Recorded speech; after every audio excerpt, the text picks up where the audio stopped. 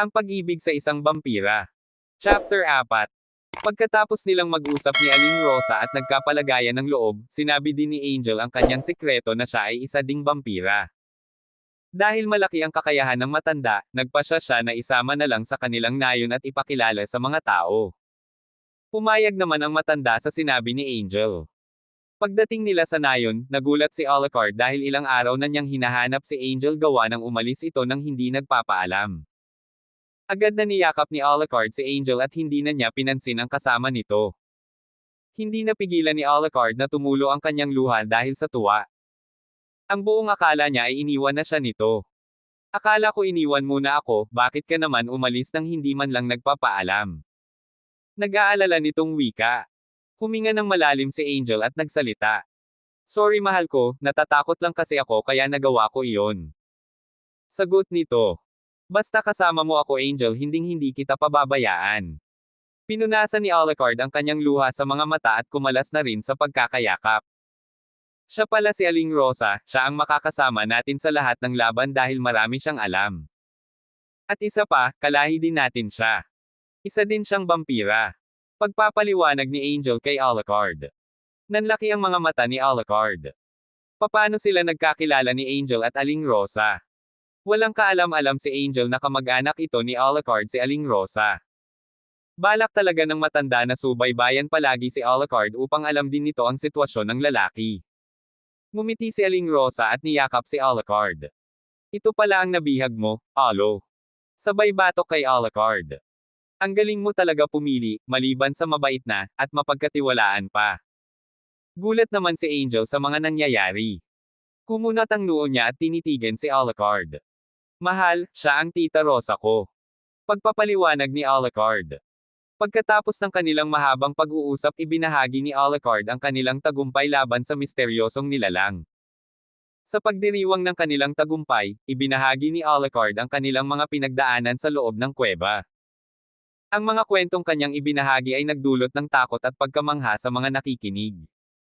Mula noon, itinuring na isang bayani ng kanilang nayon. Ang kanyang katapangan at kabayanihan ay nagsilbing inspirasyon sa mga kabataan, lalo na sa mga batang lalaki na nangangarap maging isang mandirigma tulad niya. Humahanga ako sa iyong katapangan mahal ko. Wika ni Angel kay Alucard. Ninitian naman niya ito. Pasensya ka na at hindi man lang kita nadamayan nung panahon na nakipagsagupaan kayo sa mga kalaban nyo. Dugtong pa nito. Ayos lang iyon mahal, basta ang importante bumalik ka. At ano sa tingin mo, Alucard, itatago ko si Angel? Sagot ni Aling Rosa. Sabay batok kay Alucard. Hanggang sa nagtawanan ang lahat. At nagdiriwang sila sa kanilang tagumpay. Ngunit ang kanilang pagdiriwang ay hindi nagtagal. May mga bagong usap-usapan na nagsimulang kumalat sa nayon. May mga nakakita ng mga kakaibang bakas ng paa malapit sa gubat. Ang mga bakas ay mas malaki at mas malalim kumpara sa mga bakas ng nilalang na kanilang napatay. Nagsimulang mag-alala ang mga taga-nayon na baka may iba pang mga nilalang na naninirahan sa gubat. Dahil sa mga bagong banta, si Alucard at ang kanyang mga kasamahan ay nagpasya na muling magtungo sa gubat upang siyasatin ang mga kakaibang bakas. Hindi nila alam kung ano ang kanilang haharapin, ngunit determinado silang protektahan ang kanilang nayon mula sa anumang panganib. Ang bagong banta. Nang makarating sa gubat, maingat na sinuri ng grupo ang mga kakaibang bakas. Mas malaki nga ito kumpara sa mga bakas ng nilalang na kanilang napatay. May mga bakas din ng malalaking kuko at tila ba mayroong mga kaliskis ang nilalang na gumawa nito. Nagpalitan sila ng mga haka-haka kung anong uri ng nilalang ang maaaring gumawa ng mga bakas na iyon. Marahil ay mas malaki at mas malakas ito kaysa nilalang na ating napatay. Wika ni Alucard. Dapat tayong maging mas maingat. Dugtong pa niya. Habang patuloy silang sumusulong sa gubat, biglang may umalangaw-ngaw na malakas na ugong. Nagsipagtinginan sila sa paligid upang hanapin ang pinagmulan ng tunog. Nang biglang, isang malaking anino ang lumitaw sa itaas nila. Isang higanteng ibon na may matalas na kuko at ngipin ang lumipad palapit sa kanila. Nagsipag-iwas ang mga kasamahan ni Alucard upang hindi tamaan ng mga kuko ng ibon. Si Alucard naman ay agad na hinugot ang kanyang espada at sinalubong ang malaking ibon. Nagsimula silang maglaban sa ere. Habang naglalaban si Alucard at ang higanteng ibon, ang iba naman niyang kasamahan ay naghahanap ng paraan upang matulungan siya. Naisip nila na maaari nilang gamitin ang mga sanga at bato upang maibagsak ang ibon.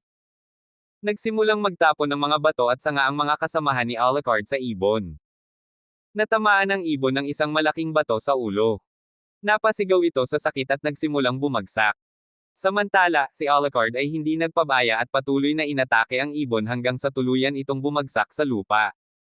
Nang matiyak na patay na ang ibon, nagpaalam ang mga kasamahan ni Alucard na babalik na sa nayon upang ipaalam sa mga taga-nayon ang kanilang tagumpay. Si Alucard naman ay nanatili sa gubat upang masigurong wala ng ibang mga nilalang na nagtatago. Habang naglalakad si Alucard sa gubat, hindi niya maiwasang mag-isip tungkol sa mga nangyayari.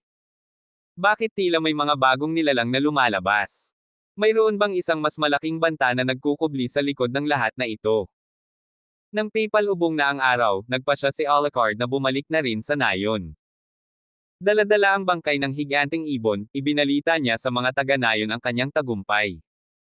Ngunit hindi nagtagal, napagtanto nila na ang kanilang mga problema ay hindi pa tapos. Mayroon pang mas malaking banta ang naghihintay sa kanila. Paghaharap sa higantay. Natigilan ang grupo sa nakita. Isang higanteng ibon, na may pakpak na kasing laki ng kanilang tolda at may mga matang kumikinang sa dilim, at lumipad papalapit sa kanila.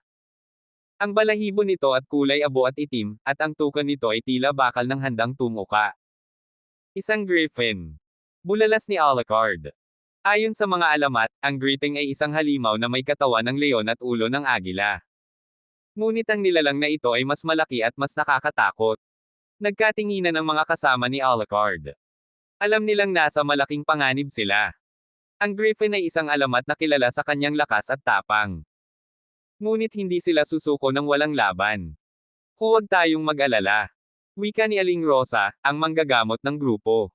Mayroon tayong mga sandata at mga gamot. Kaya nating lumaban. Hinanda ng bawat isa ang kanilang mga armas. Si Alucard ay may hawak na espada, si Ben ay may pana at palaso. At si Mia ay mayroong mahika. Habang papalapit ang griffin, nagsimula na silang umatake. Pinapano ni Ben ang griffin ngunit madaling naiilag nito ang mga palaso. Sinugod naman ni Alucard ang griffin gamit ang kanyang espada, ngunit ang balat ng griffin ay masyadong matibay. Si Mia ang gumawa ng paraan, naglabas siya ng isang malakas na bulong at isang bula ng apoy ang lumipad patungo sa griffin. Tumatama ang bola ng apoy sa griffin ngunit hindi ito nasaktan ng malubha. Galit na umatungal ang griffin at lumipad palapit kay Mia. Ngunit bago pa man maabot ng greeting si Mia, si Ben ay nagpakawala ng isang malakas na palaso na tumama sa mata ng griffin. Napasigaw ang griffin sa sakit at nagsimulang umikot-ikot sa ere. Samantala, sinamantala ni Alucard ang pagkakataon at tumalon siya patungo sa likod ng griffin. Isinaksak niya ang kanyang espada sa isang mahina na parte ng katawan ng halimaw. Napaluhod ang griffin at bumagsak sa lupa. Nagsigawan ng tagumpay ang grupo. Ngunit hindi pa sila nakakapalagay dahil ang griffin ay hindi pa tuluyang patay. Sinubukan ng griffin na tumayo ngunit hindi na nito kaya. Sa huli, ang griffin ay huminga ng malalim at tuluyan ng binawian ng buhay.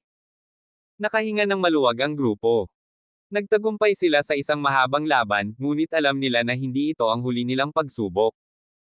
Marami pang mga panganib ang naghihintay sa kanila sa kanilang paglalakbay. Ang paghabol sa kabayo. Matapos nilang patayin ang griffin, ang grupo ay nagpatuloy sa kanilang paglalakbay. Ngunit hindi pa sila nakakalayo nang makita nila ang isang kabayo na tumatakbo ng mabilis sa kagubatan. Ang kabayo ay may makapal na kulay itim na balahibo at malalaki at matatalas na ngipin. Isang Black Stallion. Bulalas ni Alucard. Ayon sa mga alamat, ang Black Stallion ay isang simbolo ng kalayaan at kapangyarihan. Nagsimulang habulin ng grupo ang Black Stallion. Ang kabayo ay mabilis na tumatakbo sa pamamagitan ng mga puno at palumpong. Ngunit ang grupo ay mas mabilis pa at unti-unti silang nakalapit sa kabayo. Nang makalapit sila sa kabayo, sinubukan nilang pigilan ito. Ngunit ang kabayo ay masyadong malakas at mabilis. Hindi nila ito mahawakan. Sa huli, ang kabayo ay nakalayo sa grupo. Nawala ito sa paningin nila sa gitna ng kagubatan. Nagpatuloy ang grupo sa kanilang paglalakbay. Ngunit hindi nila maalis sa kanilang isipan ang Black Stallion. Alam nila na hindi ito isang ordinaryong kabayo. Mayroong isang misteryo na nakapaloob sa kabayo na hindi nila maunawaan. Ang paghahanap sa templo. Matapos mawala ang Black Stallion sa paningin nila, ang grupo ay nagpatuloy sa kanilang paglalakbay. Ngunit hindi nila maalis sa kanilang isipan ang misteryo na nakapaloob sa kabayo. Alam nila na hindi ito isang ordinaryong kabayo. Mayroong isang bagay na mas malalim sa likod ng paglitaw nito. Sa kanilang paglalakbay, nakita nila ang isang lumang templo na nakatayo sa isang burol. Ang templo ay gawa sa bato at mayroong mga nakaukit na mga simbolo sa mga pader nito. Naglakad ang grupo patungo sa templo. Nang makalapit sila, nakita nila na may pintuan ang templo at nakasara. Ngunit, mayroong isang maliit na butas sa pintuan. Sinubukan ni Alucard na tumingin sa loob ng templo sa pamamagitan ng butas. Ngunit hindi niya makita ang anumang bagay sa loob. Nagpasya ang grupo na pumasok sa templo sa pamamagitan ng pagsira sa pintuan. Nang makapasok sila, nakakita sila ng mga lumang kaldero, mga banga, at iba pang mga bagay na hindi nila maunawaan. Sa gitna ng templo, nakita nila ang isang altar. Sa ibabaw ng altar ay mayroong isang maliit na kahon. Nilapitan ng grupo ang altar at binuksan ang kahon. Sa loob ng kahon ay mayroong isang mapa. Ang mapa ay nagpapakita ng isang ruta na patungo sa isang lugar na hindi nila alam. Nagpasya ang grupo na sundan ang ruta sa mapa. Alam nila na maaaring ito ang susi sa paglutas ng misteryo ng Black Stallion. Ang misteryo sa loob. Nang maisipan ng grupo na pumasok sa templo, nagkaroon ng maingat na pagpaplano. Alam nilang hindi basta-basta ang lugar na ito at maaaring mayroong mga panganib na nag-aantay sa loob. Dapat tayong mag-ingat. Wika ni Anya, ang pinakamatanda sa grupo. Marahil ay may mga bitag o mga nakatagong panganib sa loob ng templo. Sumang-ayon naman ang iba. Kinuha ni Ben ang kanilang pinakamalakas, ang isang malaking bato at dahan-daang pinukpok ang pintuan. Mayroong mga lumang bisagra ang pinto, ngunit sa kabutihang palad ay hindi ito nakakabit ng mahigpit. Sa isang malakas na pagtulak, bumukas ang pinto at bumungad sa kanila ang isang madilim at maalikabok na silid. Ang tanging liwanag ay nagmumula sa isang maliit na bintana na nasa itaas ng pintuan. Magdala tayo ng mga sulo. Suggestion ni Chris, ang pinakamatalino sa grupo. Kumuha sila ng mga tuyong sanga at sinindihan ito. Habang naglalakad sila papasok sa templo, unti-unting sumisigaw ang kanilang mga puso sa kaba.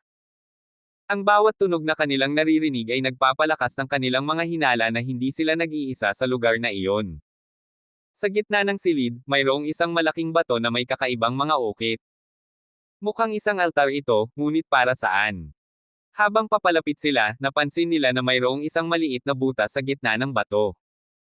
Ano kaya ang nasa loob nito? Tanong ni Aling Rosa. Naglabas si Ben ng isang manipis na sanga at dahan-daang inilagay ito sa butas. Pagkatapos ng ilang sandali, narinig nila ang isang mahina ngunit malinaw na tunog. Parang mayroong isang bagay na gumagalaw sa loob ng bato. May isang bagay dito. Bulong ni Chris. At mukhang mahalaga ito. Ang lihim ng bato. Dahan-dahan isiniksik ni Ben ang sanga sa butas ng bato. Nang maramdaman niyang may naabot na, bahagya niyang inikat ang sanga. Biglang bumukas ang isang maliit na pinto sa gilid ng bato, at mula roon ay sumulpot ang isang malakas na liwanag. Nagulat ang grupo sa biglang pangyayari. Dahan-dahan silang lumapit sa bato at sumilip sa loob ng liwanag. Nakita nila ang isang maliit na kwarto na puno ng mga lumang papel-papel at mga kakaibang simbolo. Sa gitna ng kwarto, nakapatong sa isang pedestal ang isang maliit na kahon na gawa sa ginto. Tingnan niyo ito. Sigaw ni Anya. Nilapitan ni Chris ang kahon at sinubukang buksan ito. Ngunit kahit anong gawin niya, hindi niya ito mabuksan. Mayroong isang maliit na butas sa gilid ng kahon, at nang silipin niya ito. Nakita niya ang isang susi na nakakabit sa isang maliit na kadena.